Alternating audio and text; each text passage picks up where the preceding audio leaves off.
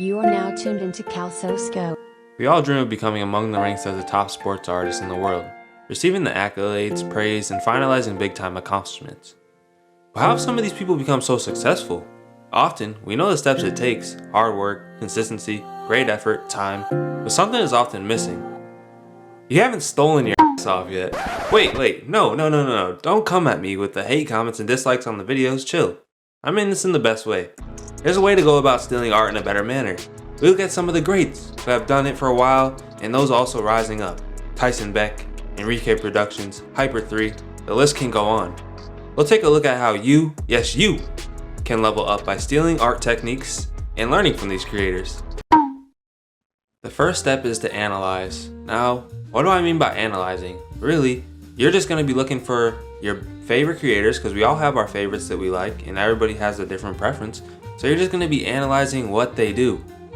So what does Tyson Beck do? He's a really great poster artist, so you're going to be analyzing some of the different highlighting techniques he does, shadowing, how he actually creates the concepts of his backgrounds.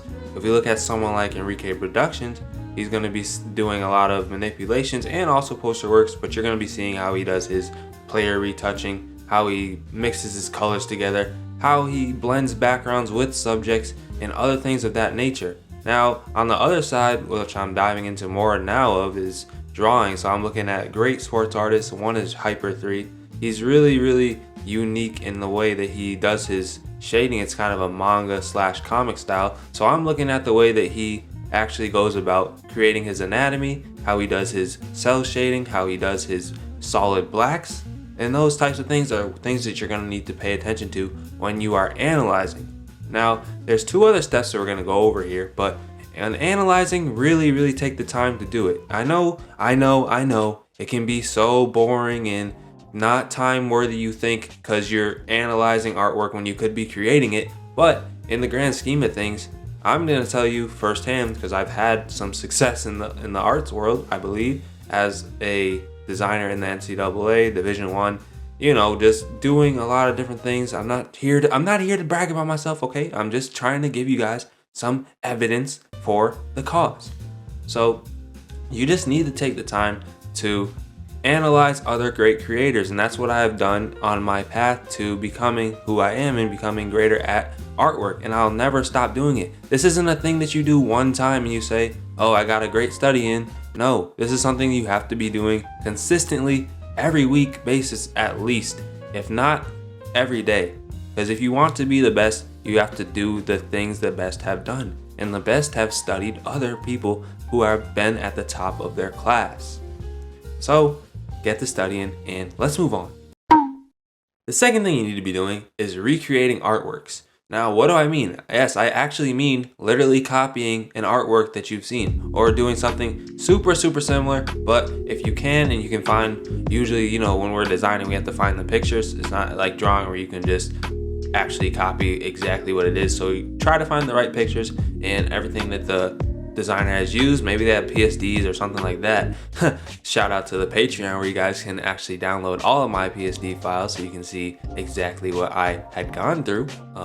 Shameful plug maybe, but we're gonna just roll with it. Okay, but you want to be recreating the art that people have done previously, exactly how they have done it. And why would you do this? You would do this because actually you're going to be able to see exactly what they were doing during every step of the way, and you're going to be trying to compromise, and you're going to be trying to analyze, like, how did he actually do that there? And when you're trying to copy it exactly, like word for word, not word for word obviously because it's art, so let me just say layer for layer, there we go, sorry. And so you're going to be seeing exactly how they actually got to the steps that got them to the final artwork, and it's gonna be more challenging than you think. Sometimes you'll really take a easier piece, like say if you take an easy poster design, you're like, oh, this is really gonna be easy to create. You start creating it, you're like, I don't know what the hell is going on this. I gotta really take a step back and really analyze this because I am so confused right now. And that is the great part about it. You do want to be confused at some points when you're doing the art. You don't want to have days where it's just like, okay, this is so easy. I feel great about myself, because no, the more that you challenge yourself, at the end of the day, you're going to be learning more, and you're going to be more apt with yourself at the end of the day, okay? So definitely got to challenge yourself. Try to take the same exact steps that these artists have done and recreate their pieces, literally bar for bar, word for word, layer for layer, whatever you want to call it. And this will help you level up substantially. So I would say to do this at least, like, you know, in the beginning, especially when you don't have your own art style and things of that nature, do it at least like once or twice a month. It doesn't have to be like an every week thing, but definitely want to start creating things once or twice a month and getting everything under control to where you know exactly how an artist is doing something. And all these types of things are going to lead into your own style that you're going to be developing. Alright guys, so the last step of this process is, dare I say, developing your own style through reference.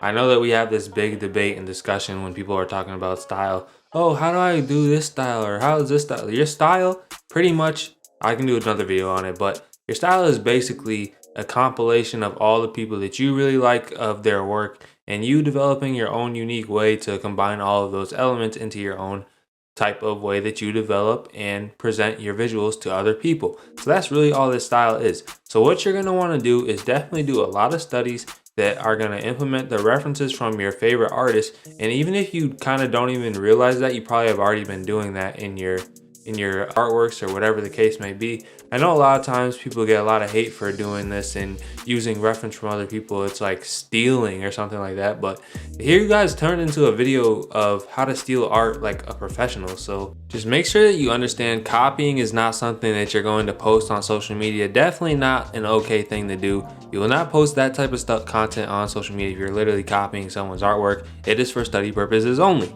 And as far as reference, why not give a little shout out to the creator who made the piece, or just where you got inspiration from. That's the best way that the art community can stay positive. All right, guys. So those are the 3 key things that you guys are gonna need to know when you want to be stealing like a professional and become a professional artist. So that is all for the video today. Hopefully you guys enjoyed this video. If you made it to the end of this video, make sure you guys drop a like and subscribe to the channel if you're new. Check out the Patreon where you can get tutorials, you can get all the live stream playbacks and all my project files, literally all of them. So until next time, make sure you guys stay scoped. It's been CALSOSCOPED and I'm out. Peace.